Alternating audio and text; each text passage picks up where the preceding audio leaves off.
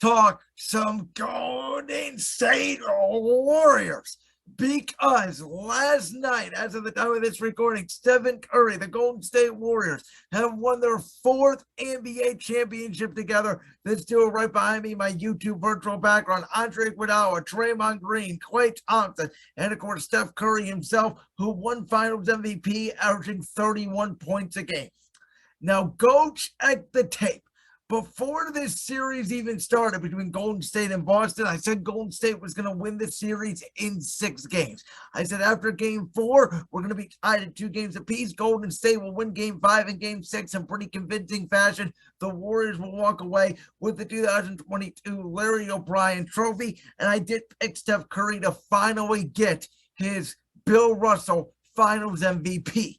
Now, later on in the series, especially game 4 and game 5, when Andrew Wiggins played absolutely phenomenal and Curry was struggling a little bit, I thought there was obviously the possibility that Andrew Wiggins could win Finals MVP. And honestly, after game 5, I thought that swayed more to if Wiggins put up another 30-point piece, he could win the Finals MVP and steal it from Curry again. Obviously, Wiggins did not have a great game. Hit that clutch shot in the corner with just over 5 minutes remaining to really seal the game. But Steph Curry with his 30 points sealed that Finals MVP. Congratulations to Golden State. And as I said last week, this should not be a surprise to anybody. Again, I am going to toot my own horn here a little bit because I did predict Golden State to win the finals. I predicted them before the postseason to win the finals. I predicted them once we got to the finals to beat Boston in 6 games.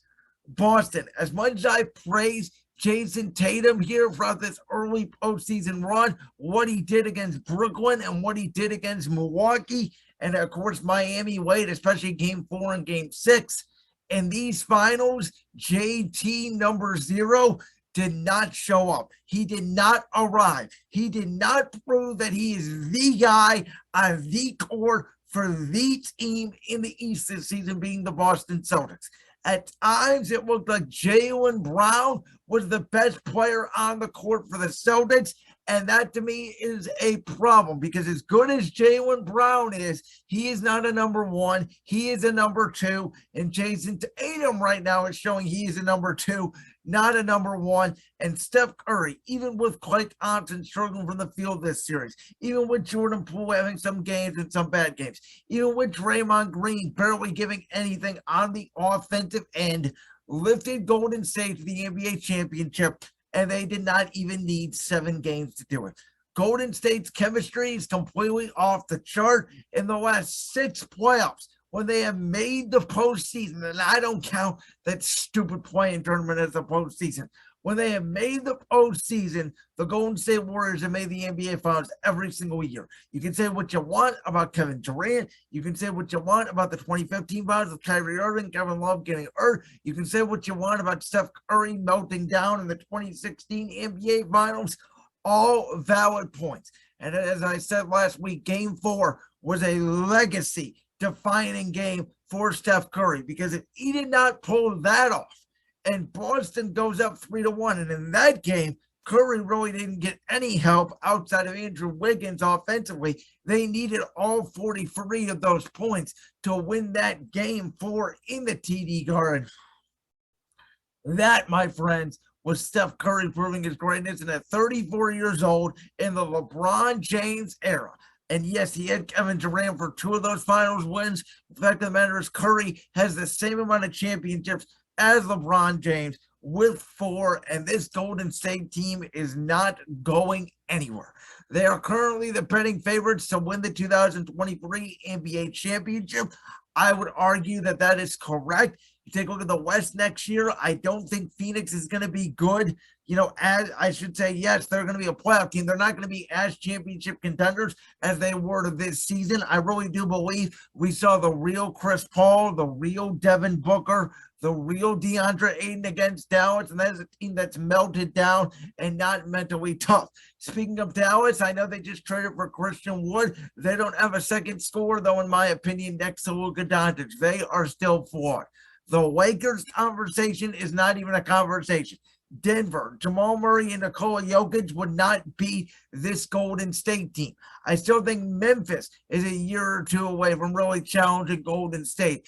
As well as, to me, the only real potential threat could be the Clippers coming back with Kawhi Leonard and Paul George. I think they're going to be a threat next year in the West, but they're also always hurt. So as well as Golden State is healthy, I predict that they will probably get out of the West next season if you take a look at it right now.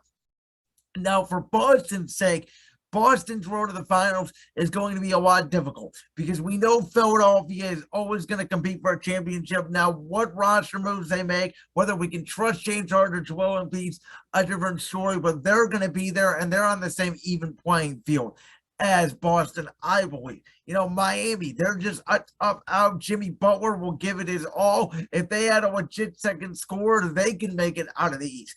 Can't forget about Milwaukee. I believe if they had Chris Middleton, they would have knocked out Boston in the second round. My Cleveland Cavaliers are up and coming and will be a playoff team, I believe, next season. And then you got Brooklyn. Who knows what's going on there with Kevin Durant, Ben Simmons, and Kyrie Irving. But with that much talent on one basketball team, if they are all together, they're certainly going to be a threat. Of course, Atlanta also has Trae Young, who they may not have a great team around him. Maybe they surround him with more pieces, but he's always a dangerous threat as well. I don't think Chicago, who was a playoff team this year, obviously is going to be as good as what they were, and Toronto's still kind of babies.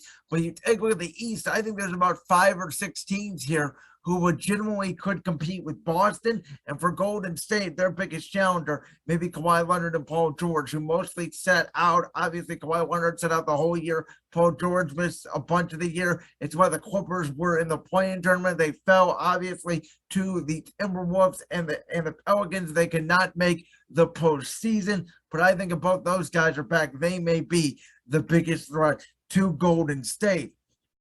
But you gotta, I will say this, as much as this chicken, Stephen Curry, and by the way, if you're watching on YouTube, this virtual background here of Steph Curry in a chicken costume, this was not made by me. This was made by somebody back in 2016 who I was once friends with. We don't really talk anymore, but back when the Cavs and Golden State were battling for the championship, we used to call Steph Curry Chicken Curry as a nickname in my family. And so I had my buddy make me a Photoshop of Steph Curry in a chicken costume. It's one of my prized possession photos. I will still use it to this day. If you want to take a look at the photo, if you're listening on audio form, go to the Brand's World YouTube channel and sim to about, 7-8 minutes within this video portion of the podcast to check out this version of Steph Curry in a chicken costume.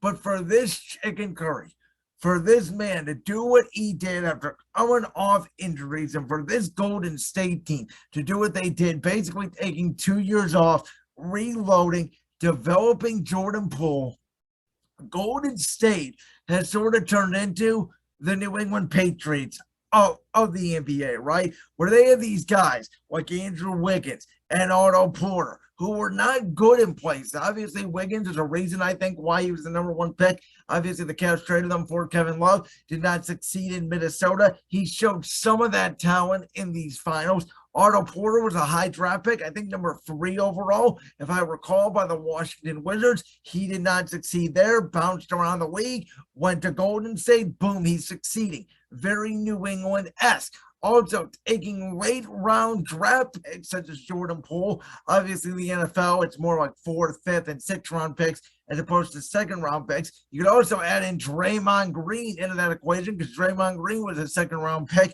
and turning them into not only all-stars, but vital pieces. And then you got veterans like an Andre Iguodala who just found the perfect fit in Golden State. Again, there are veterans that will play very well in New England and not do very well like Iguodala did when he left, come back and flourish. It is very New England-esque. It is not Spurs-esque, right, where it is Greg Popovich in the Iowa, very old school, very broccoli. They are showboaty. They are flashy. They are confident. And this Golden State dynasty, much like New England, is here to stay. I know Curry is older. I know Draymond is old. I know Klay Thompson is old. And listen, they may have conversations about trading Klay Thompson, though I think on the defensive end, he's still a very valuable piece, and I still contest he's not 100% of the way back. Next season, if he still has the same struggle shooting offensively, I would certainly move off him. But this is a team that's not going anywhere, and I think they can still compete for the championship 2, 3, 4, maybe years here down the road. For the Boston side, I already mentioned Tatum and Brown did not show up when you needed them the most. Ime Udoka, first year as a head coach, great run for the executive as well, Brad Stevens. Marcus Smart is a great defender, but he is not a point guard, right? Like Boston needs to find a scorer. I said this last week. Golden State, Jordan Poole, when he comes off the bench, he gives Steph Curry an ability to catch a break. We saw that a lot with the Cleveland teams, with LeBron James, right? When LeBron would go off the court, even when you had Kyrie and Kevin Love, they started with him. And so off the bench, when LeBron James leaves, they have nobody to score, and Golden State would just go on this explosion run, and LeBron would get about 30 seconds of rest and then run out of gas near the end of ball games. Golden State has that in Jordan Poole.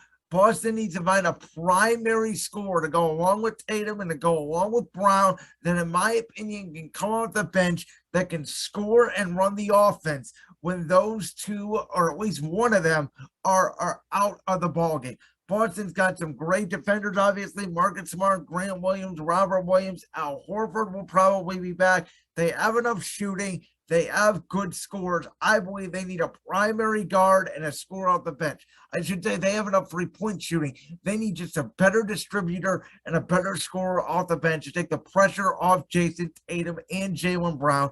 Jason Tatum and Jaylen Brown are still young, obviously. Tatum only 24 years old. Brown obviously 25 years old. They had some flashes and some quarters and some moments in this series. That's not enough to win a series, though. It's the reason why Golden State, the experience of Golden State and the veteranness of Golden State, won the series. Congratulations to the Warriors. As a Cavs fan, can't say nothing about it. They flat out earned this championship ring.